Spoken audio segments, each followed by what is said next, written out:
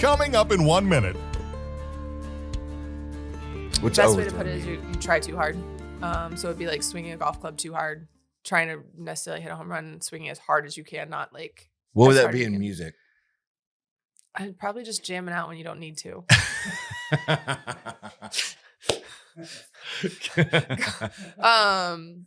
Going a little too hard when you just need to You just need to deliver the note. Yeah. I wanted to wait longer to ask you this. Okay. But it just comes to mind, like, you're the greatest that's ever been. I mean, there's a couple pitchers that are older than me that I played with that could go. Lisa Fernandez is probably the best softball player ever. If you're the greatest that's ever been, if you're Michael Jordan, if you're LeBron James, if you're Kobe Bryant, as a woman, what does it feel like to not be able to fucking cash that in? It's frustrating. I'll give you that. I think we work just as hard as at our craft. And Absolutely. Jackin Around podcast is brought to you by Lone Star Dry Goods, a collection of handcrafted quality goods with a truly unique Americana vibe. Visit the world headquarters in the heart of downtown Abilene, Texas, and Willow Park, Texas, in Fort Worth. Visit LoneStarDryGoods.com for more information. Welcome to the Jackin Around podcast, available on your favorite audio platforms and in video on YouTube. For links and info, visit JackinAroundPodcast.com. Hey, Kat. Come on. I got this note to my do this now. Okay, but dude, the national anthem and where would he go to? In Dallas. He sang it. Remember? Oh yeah, the NFR. Yeah. Last year. You sang it. I texted you after it. Probably don't remember. Where were we? Dallas Cowboys. At the Ranger Stadium. Remember last year's NFR was at the Ranger Stadium. It wasn't in You sang the national anthem. It was really good. That's Not that you're not a good singer, but that was really good. That's one of my favorite things to do. Yeah. Because when people tell you that it's good, Mm-hmm. it's one of those moments where I go, because that's a thankless job. Yeah. Like if it's good, it's supposed to be good. Right. But if you fuck it up, If you forget the words. then you're an asshole. Yeah. And so when people go, no, that's really good, I'm like, oh, cool. Yeah. It must be special. Yeah. That one, it was. I mean, I've heard a lot of national anthems, don't get me wrong. You know what's Playing funny? sports, Yeah. But, Every game. right. Yeah. It's funny because the way I've figured out how to do it is because I sing it in so it's in 3/4. It's in waltz time. Yeah. Oh, say, can you see? Mhm. My 1, 2, 3, 1, 2. And so I never liked it. And when I first started getting asked to do it, Mhm. I was like, why is this so hard? Felt like I was getting up in front of my 7th grade speech class. Yeah. And so I just picked up a guitar and learned it as a songwriter. Well, there you go. So I learned it the way I would have written it. That's cool. Yeah. And it's in 4/4. That's awesome. I changed the time signature. Yeah. It was good. It was Good. I'm glad. Thank you. It's fun. I don't know that anything back in, I don't know, 05, 06, we were on tour and some guy straight up did it straight on his sax. And that was pretty freaking cool just to hear it only instrumental on a saxophone. Yeah. But I think too, because you don't hear a saxophone by itself very often. So like the whole stadium was just Not unless like, you play sax. Right. But yeah, there's sometimes we go to events or people sing and I'm like, man, that anthem was okay. Hey, so so you love Wade Bowen? I do like Wade.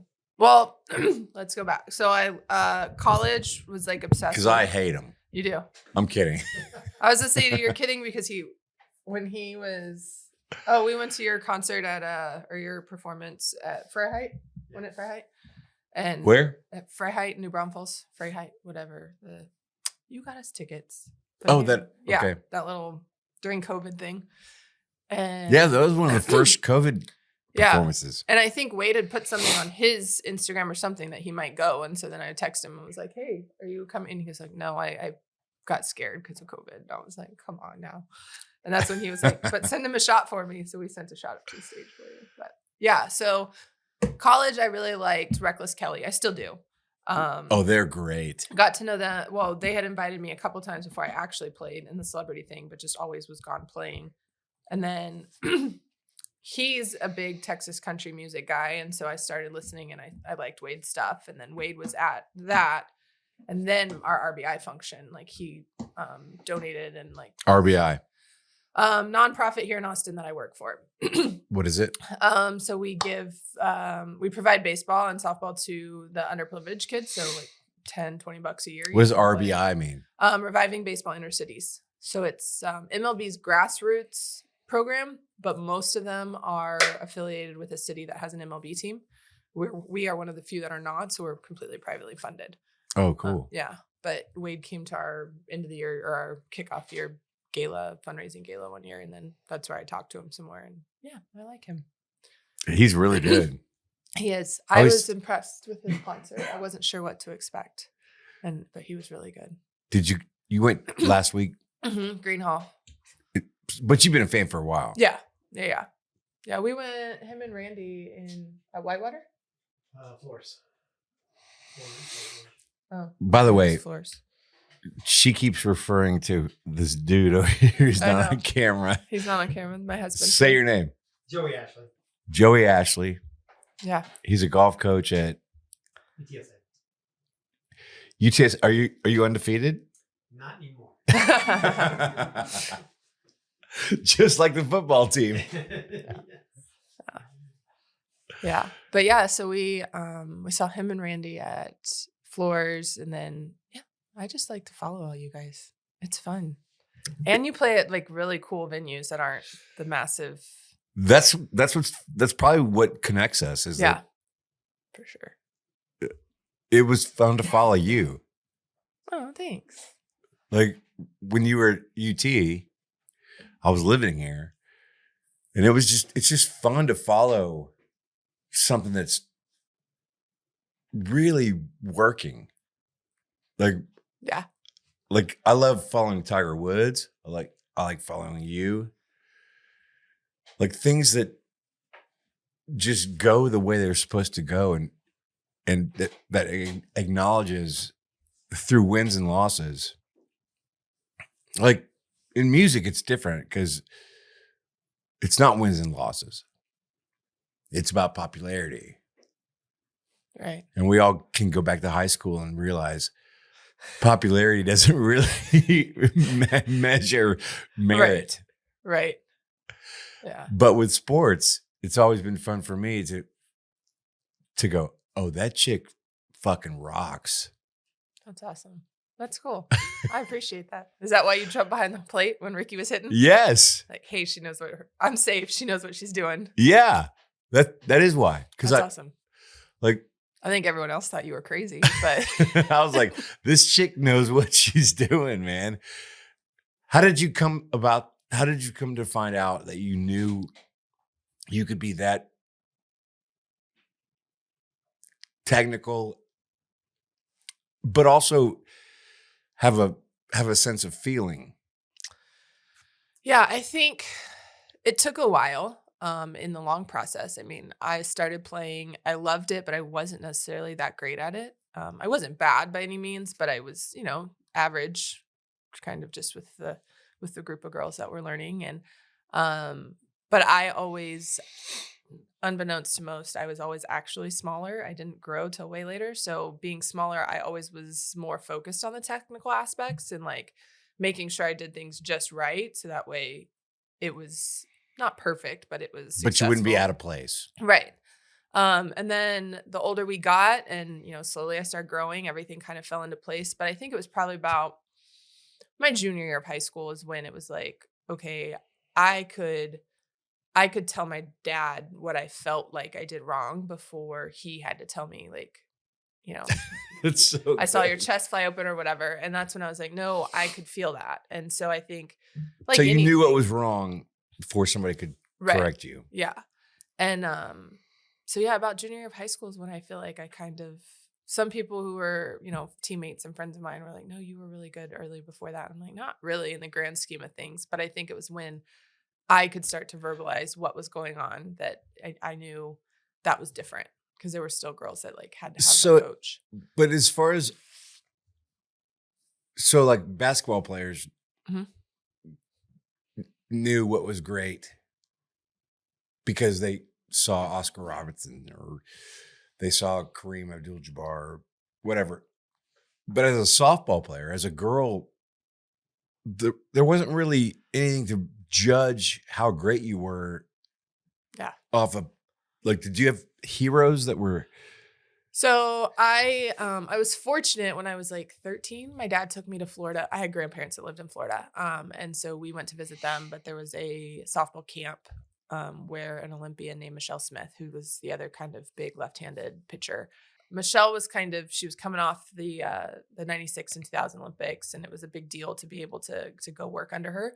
And I wanted to be like her just because she was a left-handed pitcher and I was a left-handed pitcher, but still the access to be able to see what she does was minimal because it wasn't on TV. It's not on TV. Yeah. College ball was rarely on TV. It was like once, twice a year before the World Series, and then the World Series would be on TV. But it's obviously grown now to where younger players can look and watch and a little bit, but tenfold compared to when I was playing. So at least now, I mean, you may have to go watch SEC Plus or ESPN3 or whatever, but or FX1. But yeah, you can find it almost throughout the entire college season, which is great. But it's the stuff after. So like Olympics, national team, professionally, we're still fighting to get on TV. But my dad and I would record what was on TV, and then I would go back and watch it and see if what I was doing looked like what they were doing. And you see how often they throw strikes and try to mimic that and things like that. But yeah, it was different because, the boys on our street got to watch anybody and everybody on TV and mimic that. And, that was back Killer Bees for the Houston Astros. So, Killer Bees, all the Biggio, boys. Yep. Who was it?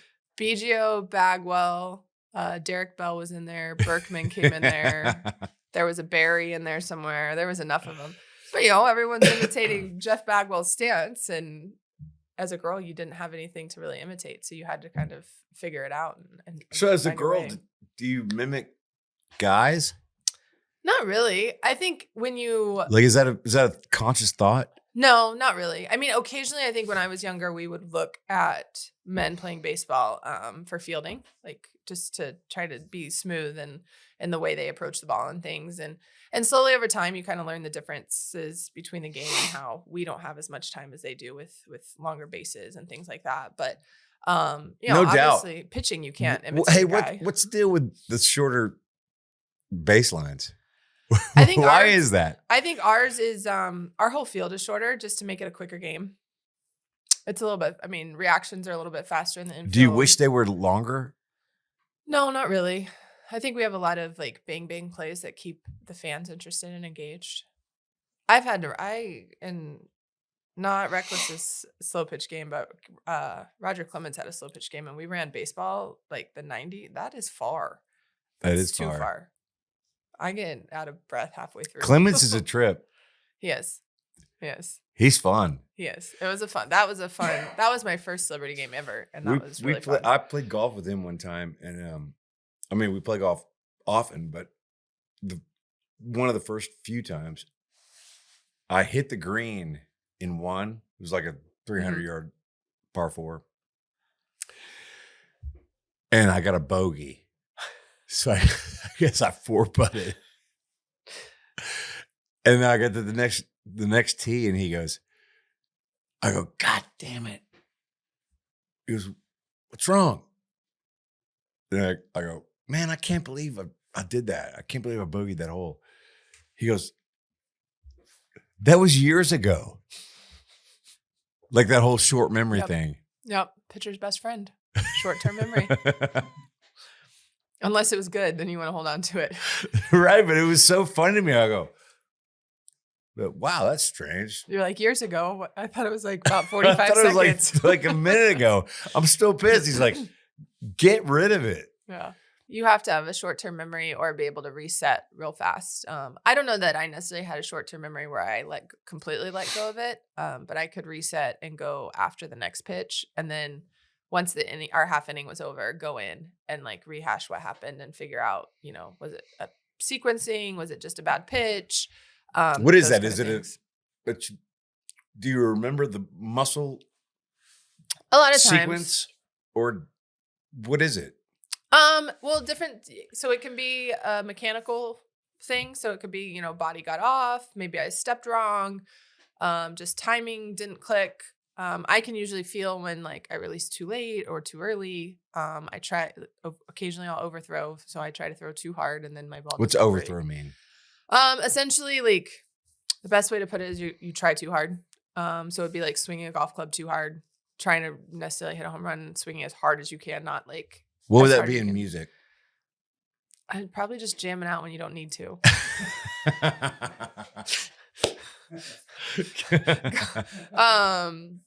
Going a little too hard when you just need to you just need to deliver the note. Yeah. So it would, occasionally that happens. Just I'm not a super hard thrower, but if I overthrow, then the ball doesn't break like it should, and occasionally that'll end up so in not softball, so good. In softball in baseball, it's 100 miles per hour. Mm-hmm. In softball, is that the same? Is it quick? Is it fast pitch or is it? Because I remember when your pitch was coming to me. How many of them were you seeing? First of all,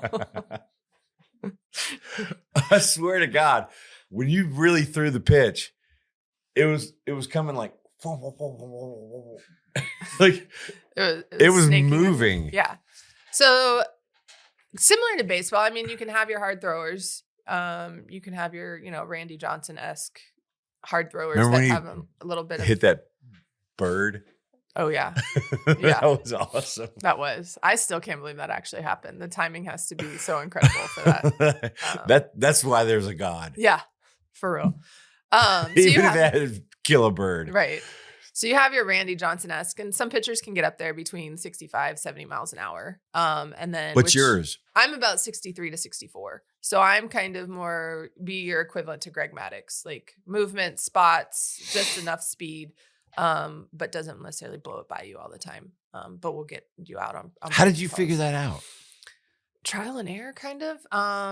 I never really did. Again, I was never a big kid. I might have been tall, but I was always very thin. And so it's not like I had a ton of muscle on me to be able to rear back and throw 70. But at the same time, my dad and I always focused on the small things, having the correct spin, having enough spin. And so over time, I could see the ball moving and then just trial and error in practice, but at the same time noticing in games when I do overthrow, like, oh, the ball doesn't move. Okay, I don't need to try that hard then. I need to figure out what's the perfect, similar to... Oh, I get it. Just what's the perfect rhythm for me to be able to perform, So, like, I can throw a curveball or a drop ball. We throw rise balls. Physics will tell you it doesn't really rise, but it at least tails up a little bit. I've seen that. Right, yes, you've seen that and caught that one. The impressive part is you caught it. I did. I fell over backwards, but I caught it. Yeah. But just knowing how your ball breaks, where do you want it to end? And making sure you focus on whether it's your eyes focusing on where you want it to start, so that way it ends there. Or for me, I just always am going straight to where I want it to end and letting my body, my snap, everything take me to that point. But yeah, I mean, I think especially your pitchers, Greg Maddux-ish, myself, like who don't throw incredibly hard, you have to be able to almost pinpoint it on a dime in order to be successful. Because that's what makes you even better is the fact that you can hit that spot, but then if they swing and miss, now you can hit this spot and like slowly step it out or go lower or higher. And make them think that it's coming to this one spot. Yep. It's a whole mind game. It's fun. Okay, so I wanted to wait longer to ask you this. Okay. But it just comes to mind, like, you're the greatest that's ever been. I appreciate that. Right? I'm right? I mean, there's a couple pitchers that are older than me that I played with that could go for, Lisa Fernandez is probably the best softball player ever, but she's also a two-way player. So if you're the greatest has ever been, if you're Michael Jordan, if you're LeBron James, if you're Kobe Bryant, if you're Derek Jeter, who I don't think is the greatest has ever been. It's all right. I'm not a Yankees fan, so you're not hurting my feelings. But as a woman, what does it feel like to not be able to fucking cash that in? It's frustrating. I'll give you that. I think we work just as hard as at our craft. And, Absolutely. And it doesn't, I shouldn't say it doesn't matter. It matters to our fans. They care deeply about like what we're able to do, but just on the other side of it to where sponsors, corporate America, all that just don't want to get behind it. Why? I don't know. Some people say our sport's too young, but I'm like, we've been playing it for a long time. So I don't buy that. The Women's College World Series for softball got higher ratings than the Baseball World Series. Seriously? Yes, it did. If softball had more cats, it's a weird deal. Like it is. I'm all for it. Like I'm obviously all for you. It's a two-way street, which is hard. So like I always approached professional softball with the fact that like it was my job, regardless of what I was getting paid or how few months of the year it was. Like that was my job, and I wanted to be really good at it. At the same time, there are other athletes who want to do that, but because they don't get paid enough, they have to do another job during the year. So it's like you can't train like a professional athlete Did you have additional income? Like, did you have?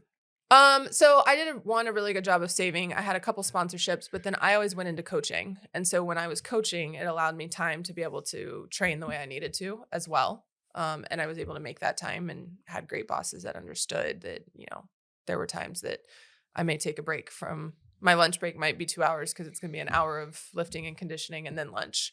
And they were okay with that. And I was very blessed in that part, but there's some athletes who don't want to go into coaching. And so they find another job, and then you're not really a professional softball player. You're whatever your job is, plus, I go play professional softball in the summer. So until that changes, it's going to be hard. Yeah, man. Yeah. I always told friends of mine that were musicians, I was like, until you dive in. Right. Like, you can't really. You can't have another job. Yeah. You can't be. You can't serve two masters. Right. Yeah. You can't have your attention and your dedication split to two things. And I think that's what you look at male athletes, they don't have to go do anything else. Off season is off season. Off days are off days. The funny part is like guys that go like the dudes that are on the football team at 8 a.m. They don't go to school. They're supposed to. But they don't. Let's be honest. I saw our football players in class on occasion. I had a rest his soul, but I had a class with Cedric Benson, and the teacher pointed out every time that he was in class. I was like, he might get tired of this. That's funny. But what happened to him? Motorcycle accident, I believe, 2 or 3 years ago, here in Austin. I had some buddies who played private parties for him. Yeah. Who said it wasn't the accident. He was on a collision course. That's the unfortunate part, though, about sports sometimes is their identity, our identity. I've been through it. I've just been able to navigate it a little bit. And again, as a female athlete, sometimes it's easier to navigate because we do have to have other things going on in our life in order to be able to be professional. But they're so identified by their sport that when that ends, they don't know what to do sometimes. I've dealt with that. Yeah, I could see. It was probably big in the music industry too. Well, it's just one of those things where you go, if you get tired of playing music, what else are you gonna do? Go hunt, play some golf. Yeah, play golf. I'm not good enough at golf to be to get to where I have gotten musically. Right. Yeah. Yeah. It's tough. It is. Well, and then I don't know about you, but for me, I'm not good at golf at all. So when people are like, "Oh, you're gonna pick up golf," because obviously my husband's in the golfing world, I'm like, I love it that you keep coming into the conversation. Yeah. I'm like, there's no way. I'm not good enough at it to enjoy it. I think when you're so good at something, you expect yourself to constantly be. Well, the whole deal for me is has always been with golf, because my brother was great at golf, and I do what I do with music, is that thing where this is important. Yep. And this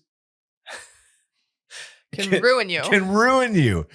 And so that whole idea, that's why I like talking to you. That's why I like thinking about Tiger Woods. That's why I like thinking about Michael Jordan. Is that the greatest in the world have figured out how to come to this naturally and make it happen. Yep. Every time. Yeah. Like every time. It's crazy. I can't hit the still ball with a right, moving club. But you can pitch. But I can throw it. Yep. And you can say that it's going to hit right here. That's I don't think I've done that in my life. You can though. You do things musically that none of us would be able to do. It's just amazing to me.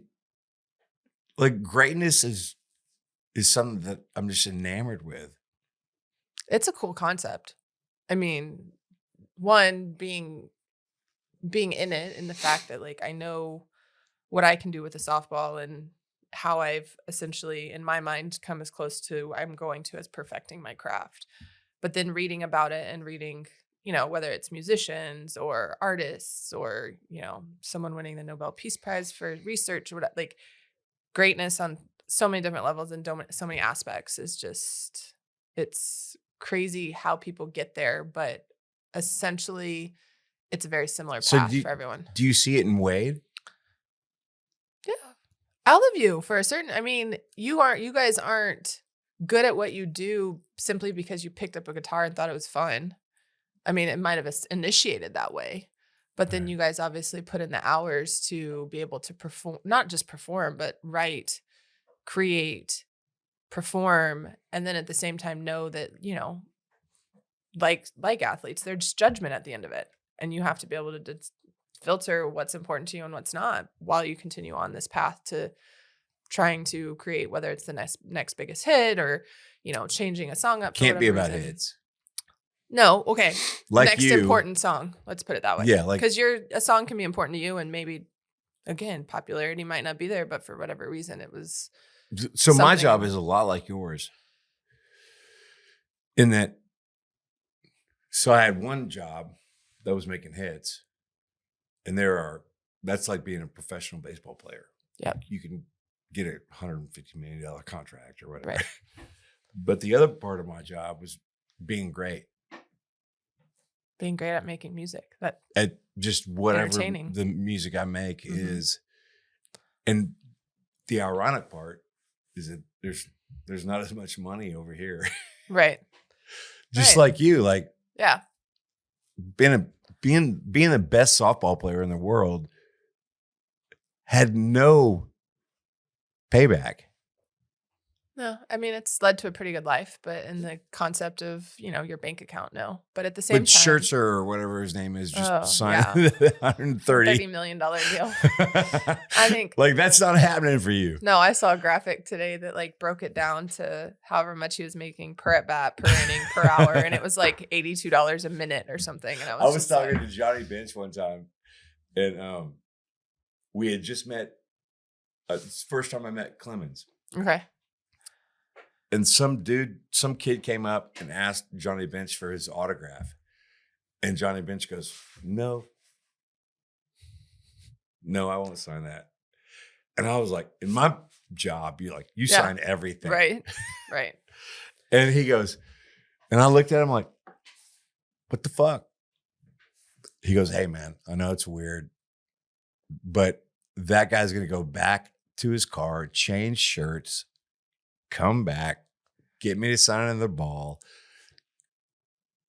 And then when they asked me to come to a signing thing at some show, they won't pay me $10,000. And I was like, what do you mean? He goes, that guy we just met, Clemens, he made $85,000 a pitch last year. And I was like, he goes, dude, when I won NL MVP, I made 85 grand. Period. Right. Right. Like he just goes, it's just a different game, man. Like, Yeah. Well, that's what we were talking about. Like same thing, access to athletes and like autographs and using our image in places. And that's where I said, I was like, if I was on $1 million contract, I wouldn't really care if the league went ahead and made these new NFT online graphics and things like that. But when I'm only making 20 grand maybe on a good year, like, yeah, I need all that. I need everything else to help me right. raise the rest of my income. And so I think, yeah, I mean, I could see that. It's the autograph world is a whole different beast because he's right. There will be people that either go and change or they use kids and you don't realize before it's like the third time that you're like, wait, I'm pretty sure I already signed for that kid. And then you watch him and he runs up to some guy and puts a ball in a bag and grabs another one. And you have next time down, you have to So like, how do you, no. I know I've already asked this, but it does intrigue me. How do you stay cool about all this? Like the fact that you're the best, and don't write me off, but you're the best that's ever been. But I am talking to Tiger Woods. Like that's the fact. Okay. I won't write you off. So how are you not pissed off? Well, because I've seen it, even though it's incrementally and it's very small, I've seen it grow a decent amount to where, I was having teammates that were making $500 for a whole summer. And I'm just like, that's not right. I mean, if we could blow $500 in one night if we have an off weekend. I've seen it grow, but at the same time, I didn't try to perfect my craft or get really good at it because I thought it was going to make me money, if that makes sense. No. It was, so I did it first. And I think like most female athletes, you get into it and then you realize, oh, this can pay for college. Cool. And then I got in college and I like anything, I go head first. I'm intense. And then I saw an Olympic dream be able to be, lived. And then after that, it was like, well, shoot, why not keep playing this as long as I can? And I've seen it grow enough to know we're on a very, very slow incline. But it's growing enough that, I can't, don't get me wrong. There's days I get frustrated. There's moments where it's like, you see, I don't know, you just see some stats run across the line and a guy's signing, even if it's a $3 million contract and you're just like, oh, God, those like don't compare to what some of the numbers some of the softball players have put up, but yet we get pennies compared to that. And pennies. So it's frustrating, but at the same time, I've learned to figure out how to live my life as a professional athlete, but still be able to financially support myself, like with whether it's other jobs or as we're talking about, appearances, autographs, whatever it is, to where I'm not necessarily lamenting in the fact that I only get paid, $20,000-$30,000 a year for playing softball. Like the fact that I get that opportunity and be able to be a role model and be an example and help push the sport along for the next generation. Like I hope that if my stepdaughter decides to keep playing softball, that by the time she's playing professionally, like it's a better situation. If it's not, then I'll be really mad because that's a lot of time in between that it should have. Could you have played baseball? I don't think so. Other than playing wiffle ball in the cul-de-sac with the boys growing up, like I never was interested in. Did you kick playing. their ass? No, I was pretty average at that too. I was competitive as hell though. Like they'll all tell you like I don't like to lose. So I raised a fit if a play was close or anything like that. But no, I mean, I don't know. I never had an interest to try. Like some of my teammates played growing up before they switched to softball, and I just never had the. I remember girls playing baseball. Yeah, I have a couple teammates that that's what they did until probably middle school, high school. I don't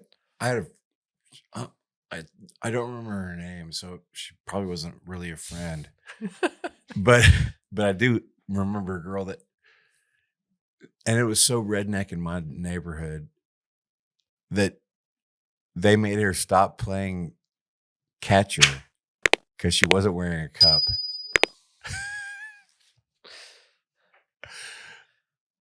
Can you imagine? No, especially neighborhood baseball. Like, But I got a triple. there you go. There you go. Yeah. So tell me what it's like to play in the Olympics. It's Like how is that? It's really cool. I think, well, in talking about you playing the national anthem, like that's a song that represents our whole country. You know what I mean? And we get to go do that, represent our whole country in probably the biggest event that sport has for us.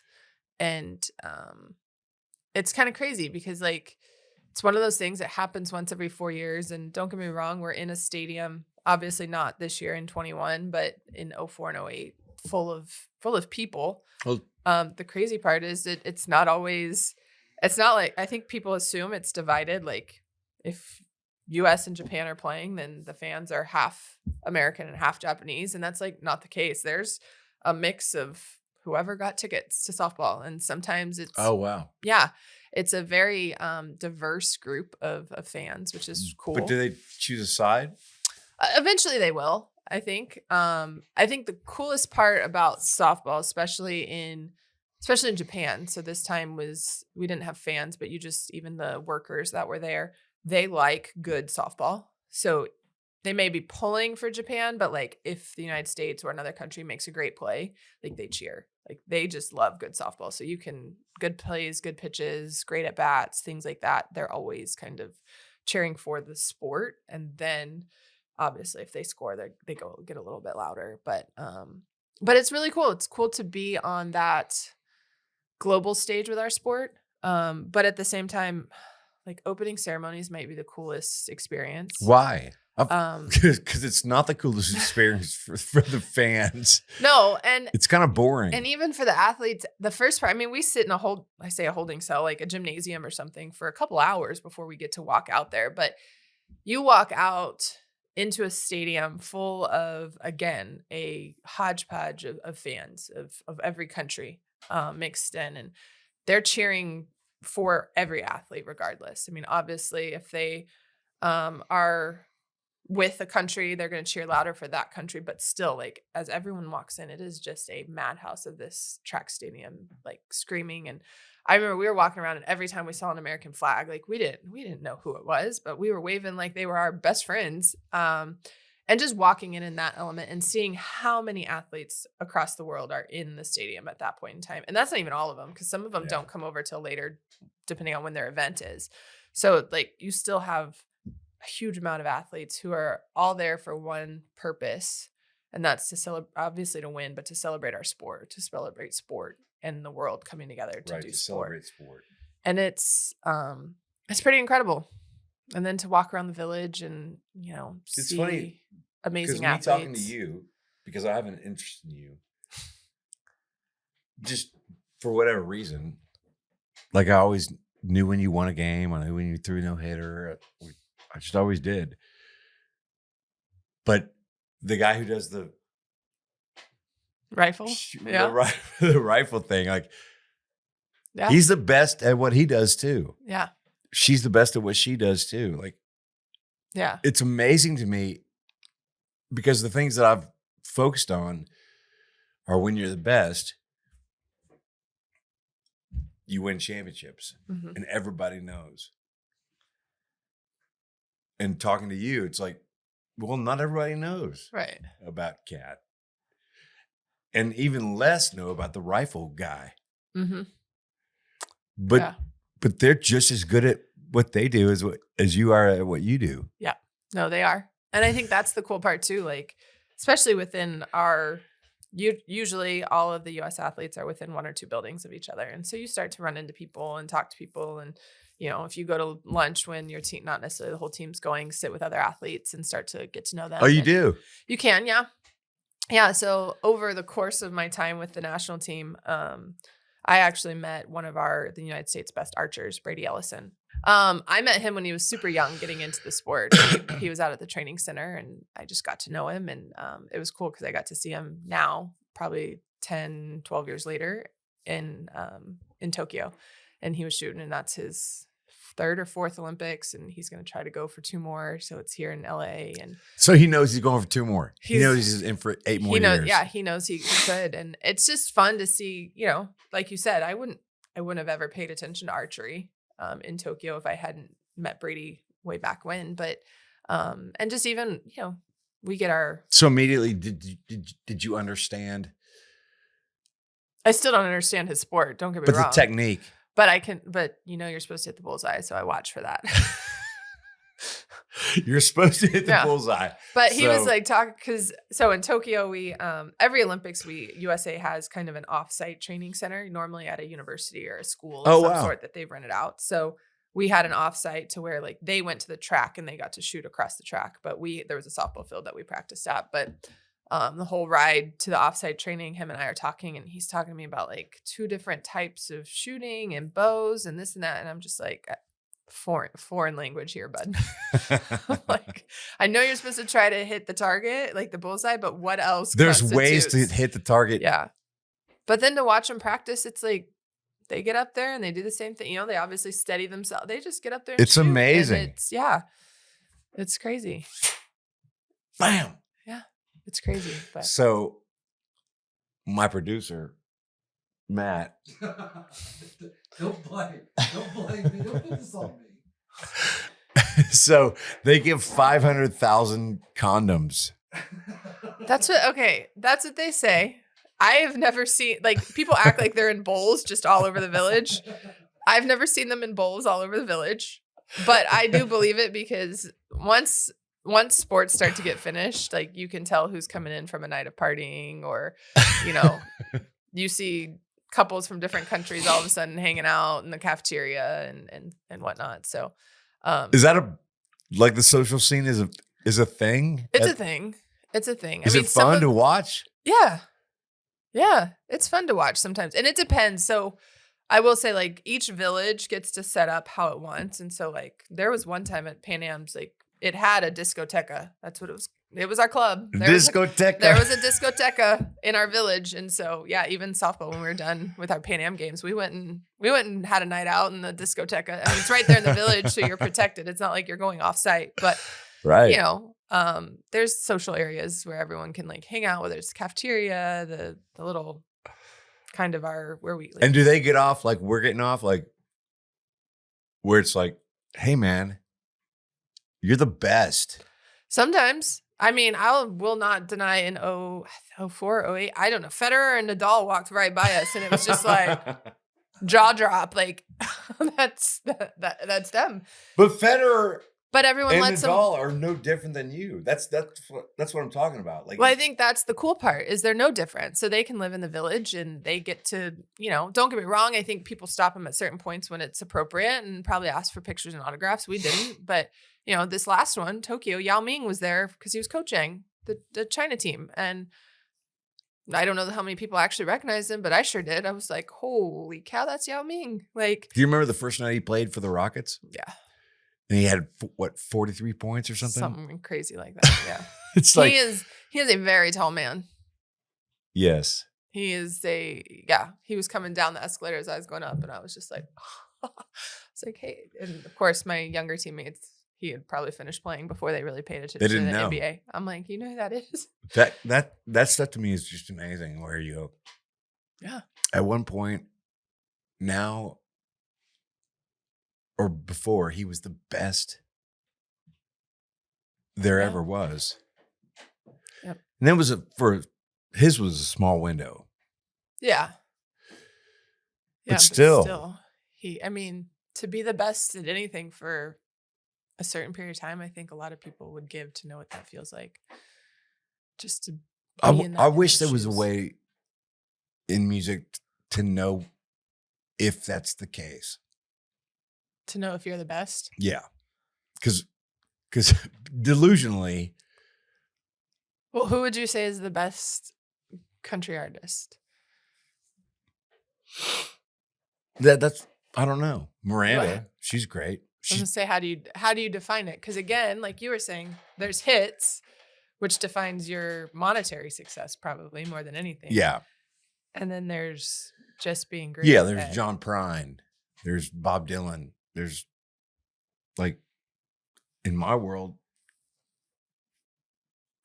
it's funny. Like I have to think I'm the best to do it. Right. Like right. You don't go on stage thinking, "Oh man, my show's going to be second rate tonight." Right. You have to think you're the best, which I guess is the same with athletics. Mm-hmm. Yeah. It's just there's a number at the end of the game that you can go, I threw a no-hitter. Right.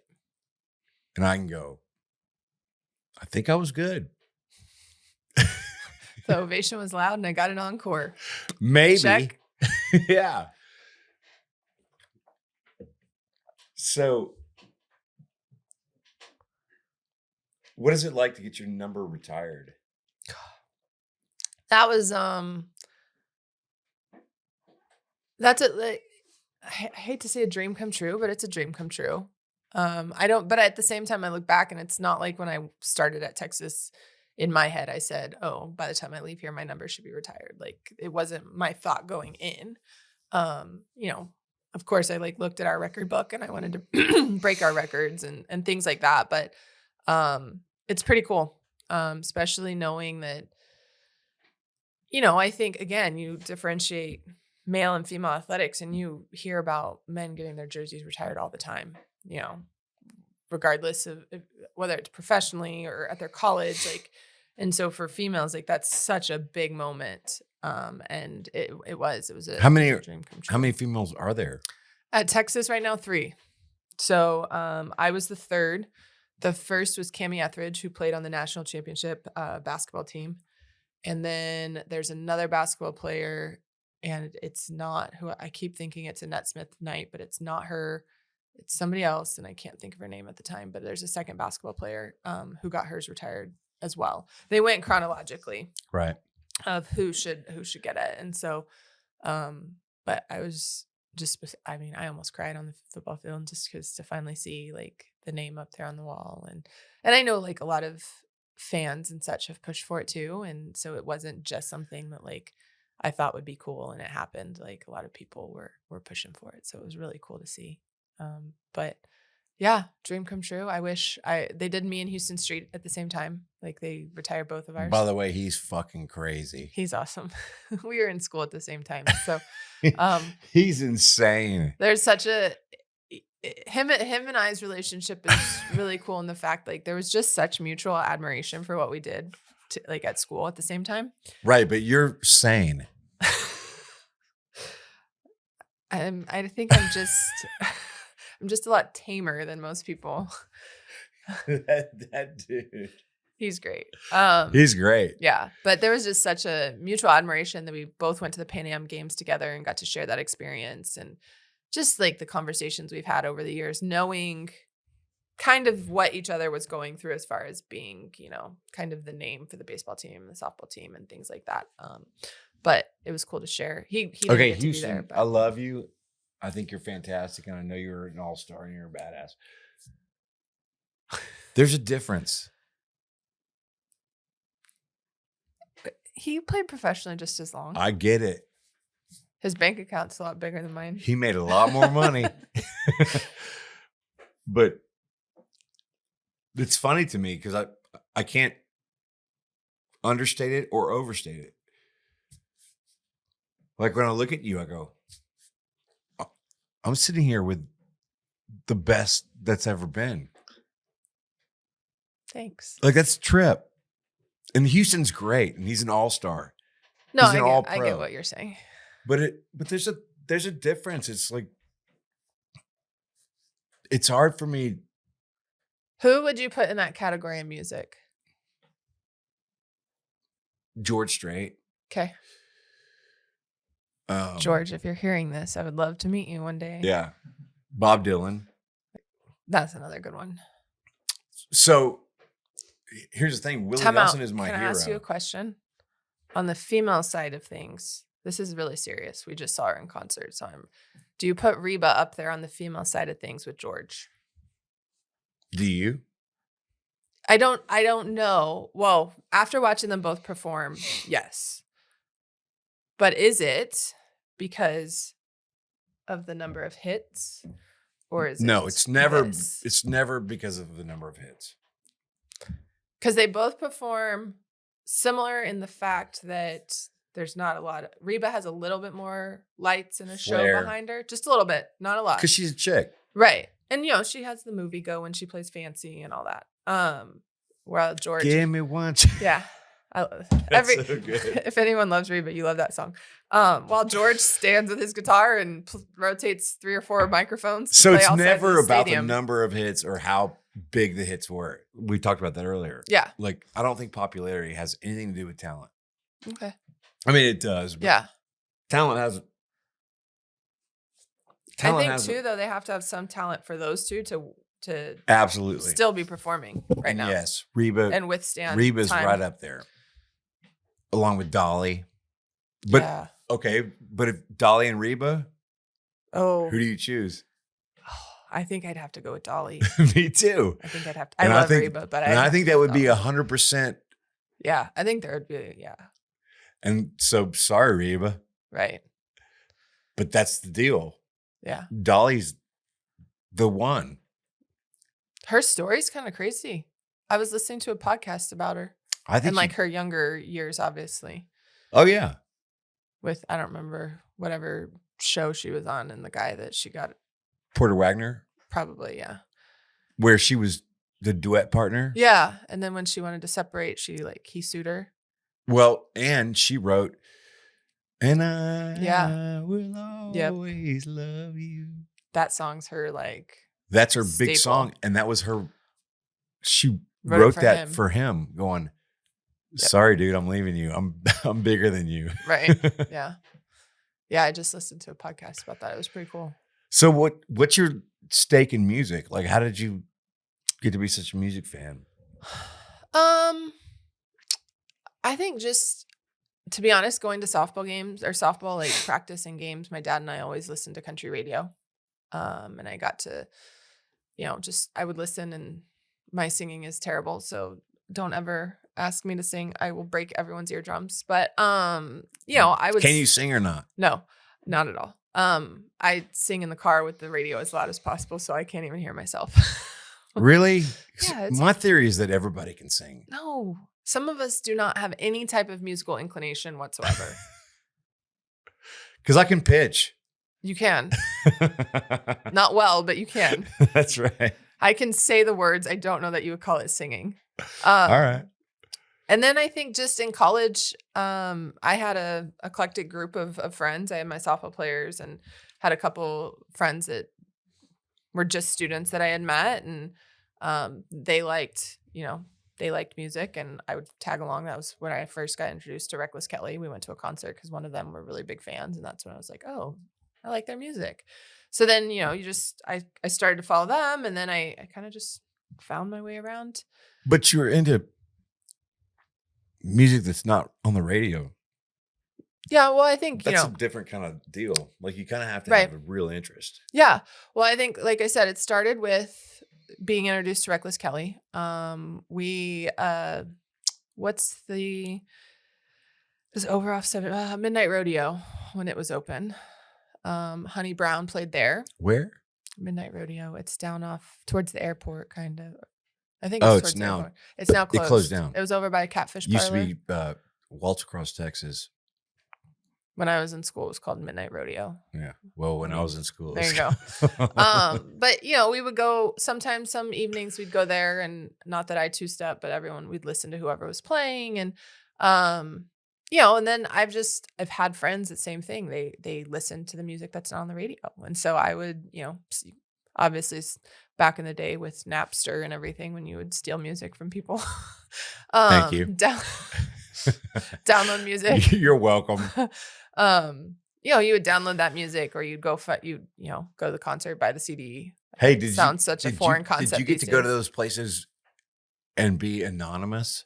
Sometimes it was hard to go. Well, I never went down to like 6th Street but again, when you're going to 6th Street as athletes at Texas. And so it was never, you didn't go down without someone knowing who you were or running into your group. And once of that athletes, happened, so. was the night over for you? Not really. I mean, Or were you cool with it?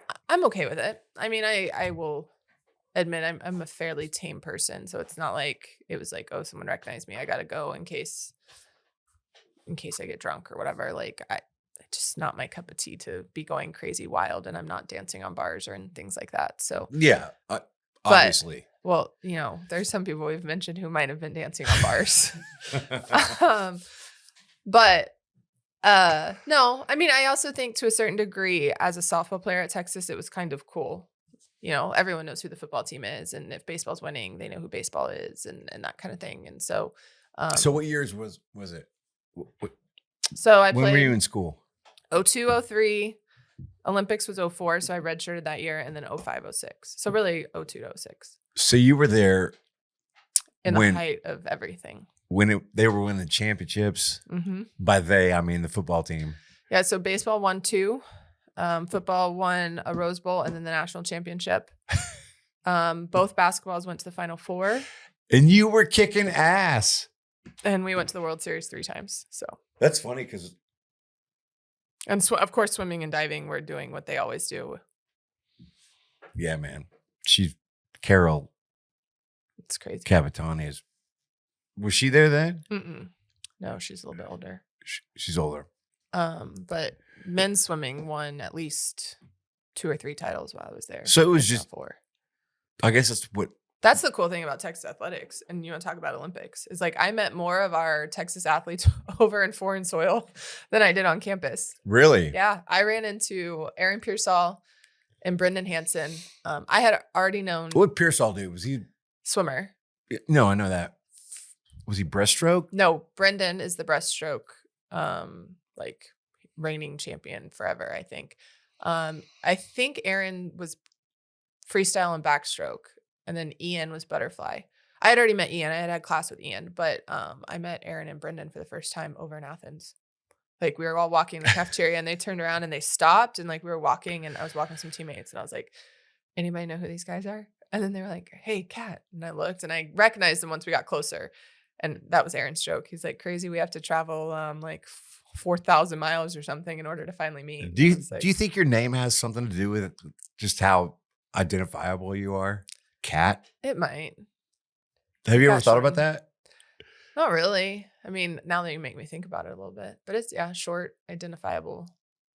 It's not something a lot of people go by. I mean, it's short for Catherine. I think in junior high, there were people think I'm crazy, but there were like 8 of us that had some type of C-K name. And there were at least 4 of us that there was a Catherine with a K, me with a C.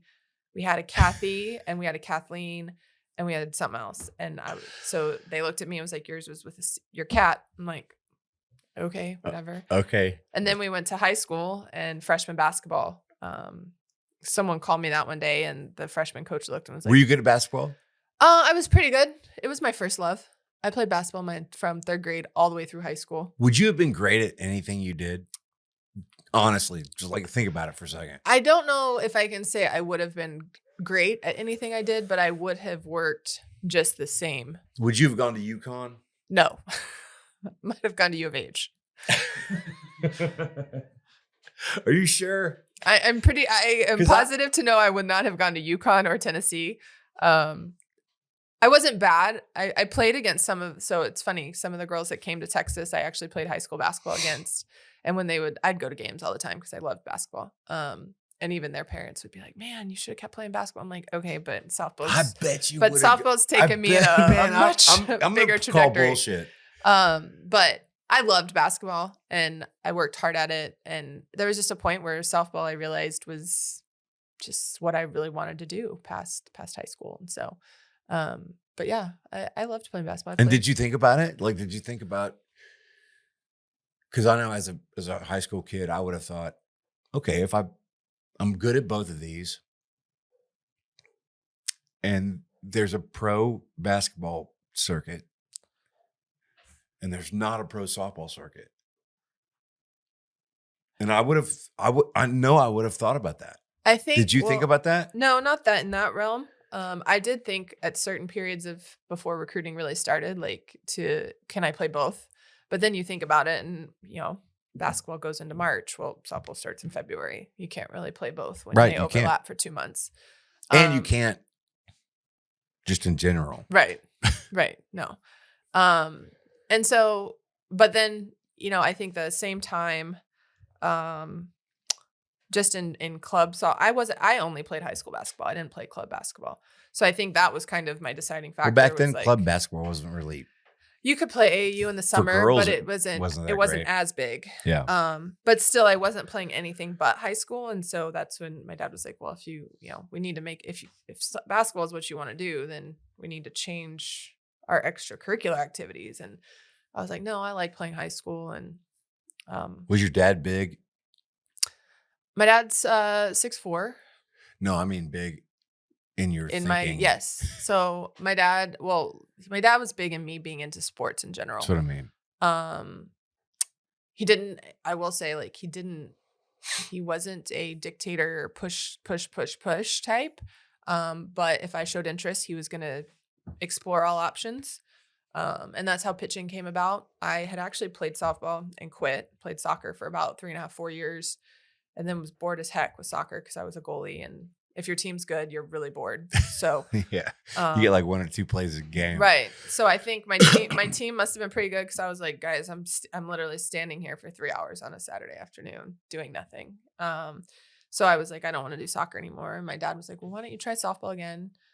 So I did, and we played Little League, nothing super competitive, and just like anything, there's pitching rules, and so the pitchers had used up their innings for the week, and they said, hey, we need someone to try it, and I offered to try it, and I fell in love with it from like the second. And I asked my dad for pitching lessons for my birthday, and wow, yeah, he was like, if that's what you want to do, we'll do it. And he set guidelines and boundaries as far as, if I'm gonna pay for pitching lessons, then we're gonna practice. If you don't practice during the week, I'm not paying for your lesson, like that kind of thing. But you can probably count on one hand how many times he had to tell me, like, no, you need to practice today. Because I liked what I was doing. You had your thing. Yeah, I found what I felt like I was created to do, which goes back to, it was the same time I had to write a 5th grade paper on your gift. Like, you had to write. What was it? Well, originally when we were starting it, my mom's like, well, you're a good soccer goalie. Write about that. I'm like, it's called a gift. You usually like your gifts. Like, I don't like that one.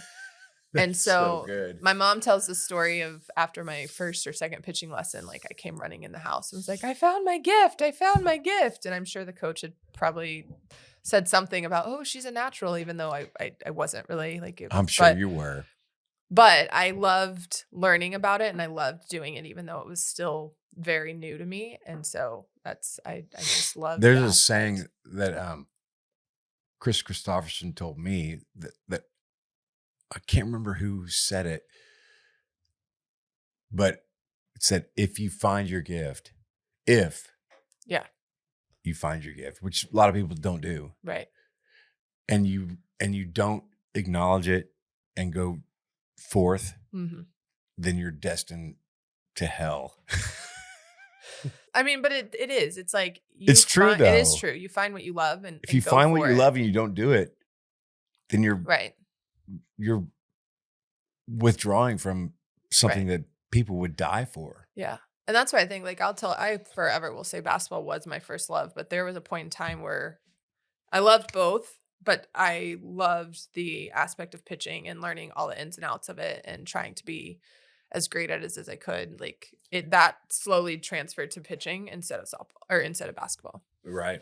But so what are you doing now? Like, to push that forward? What am I doing now? So I retired from playing in September. So I'm officially done being a professional athlete. I know, right? It's okay. It's time. Could you still do it? Yeah, I mean, I can still pitch. I pitched. This last year was a little bit trying, but I can still physically do it. It's more of the mental and emotional. Like, the second I've always told myself, the second I don't enjoy the grind, and the grind. Yeah. And not that the grind's always enjoyable, but you can always look back and be like, oh, it was so worth it. And like, the day I wake up and say, I don't want to go through the grind is the time. And that's where I wish music had that moment. Yeah. You There's don't. sometimes where I'm wake like, up. God damn. Yeah, but I wish you're I could waking up. You're retire. waking up saying that might be self-induced sometimes, or environmentally Maybe. induced. Shut up. That's why I asked how many softballs were you really seeing when you got back to the catch? Because I'm pretty sure it was not one. And if it was doing this on you, how many? It was a good one. It was like, let me. Hey, I caught it. You did. You somehow magnificently did. I've now thought back on that and going, if he would have swung and done that foul tip where it went straight back, you would have been screwed. Yeah, but he wasn't close to it. Yeah, because you knew where to get him. He wasn't close to it. Well, and then year 2, you came running in mid-inning. They put me into pitch, and you just came, I'm here. I think you were on the other team, too. I don't even think you were on my team. I don't know. You were not going to let anyone else be my catcher. It was, no. You were no one. I don't think you really realize how enamored I am with you. I think. My wife last night I go, shoot, what are you doing tomorrow? I go, I'm doing a podcast with Kat Osterman. And she goes, oh, your girlfriend? That's funny. That's awesome. It's cool though, because I think too, and again, and you talking about kind of like how the music I like is not really on the radio. So I feel like maybe, and I could be off base, but there's probably times that I'll just generically say you guys who are primarily not on the radio every day can feel like you're unknown to a certain extent to people. And I think it's the same because I'm a female athlete in a sport that's not necessarily one of the primetime female That's sports. Right. And so I can feel that way too. And you know, you obviously learn to continue your craft regardless because you have your pocket of people who do know and who appreciate what you do. So it's kind of cool. That's what, when they kept telling me you want to be on the podcast, I'm like, he really wants me on his, like, he's music, I'm softball, but sure, I'll make it work. No, that's how. But it's really cool. It's interesting how those interact. Yeah. Because it is true. Like, I do my deal. Always have. Right.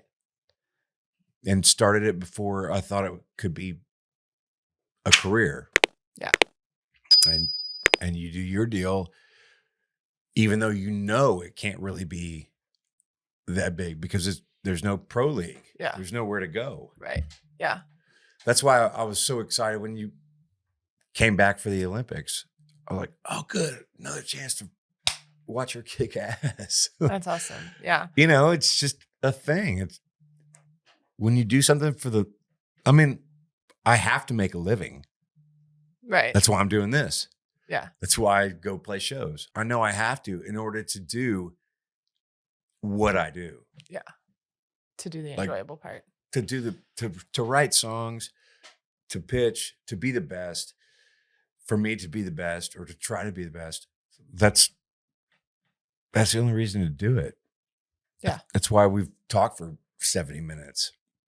Whatever works. Well, it's because I really do love being around people who understand what it means to chase greatness, to be the best. Yeah, you want to be around this, like, you know what you're doing to chase it. So how do other people do it? Yeah, and how did Babe Ruth do it? Right. Yeah. And Tiger Woods and anybody else. That's why I love hanging out with Roger Clemens. He's fucking amazing. Yeah. Like yeah. I mean, but then you look at it and it's, as you said, like when you asked, would you have been great at anything that I tried? Like, probably not, but I also wouldn't have continued to try something that I knew I wasn't going to be great at. Right. Like I've only known one person my whole life, and God bless my brother. He's now 6'8", but didn't play sports in college, but he loved baseball, and went to lessons and, you know, worked on his swing. And my dad was always like, oh, he had a great lesson. He was crushing the ball in the cage. Then he'd go play a game and he was terrible.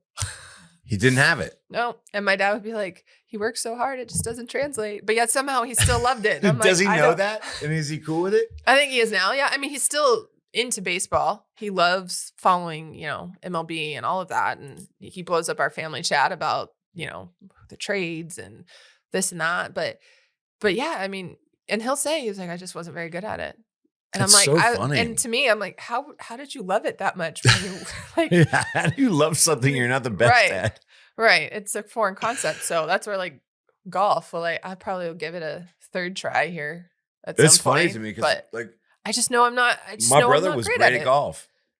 Yeah. And I learned how to be great at music by trying to be great at golf. There you go. Like when I'm picked up music, I go, oh, this is what it feels like to be good. to be Let me like get better. to Right. really know where you're going. Yeah. It's funny. Yeah. Hey, Kat.